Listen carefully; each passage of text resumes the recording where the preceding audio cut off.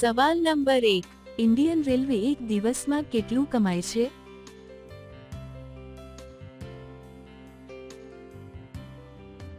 જવાબ છે 140 કરોડ રૂપિયા. સવાલ નંબર 2. ચંદ્ર સુધી પહોંચવામાં કેટલો સમય લાગે છે?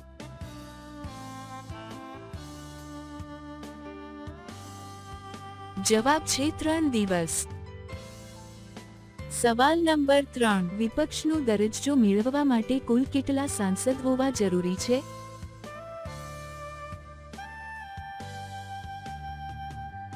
જવાબ છે કુલ 55 સાંસદો.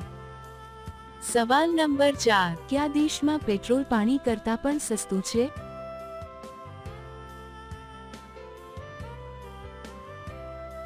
જવાબ છે કુવૈતમાં. સવાલ નંબર 5. છોકરીઓને કરતી વખતે કઈ વસ્તુ સૌથી સારી લાગે છે?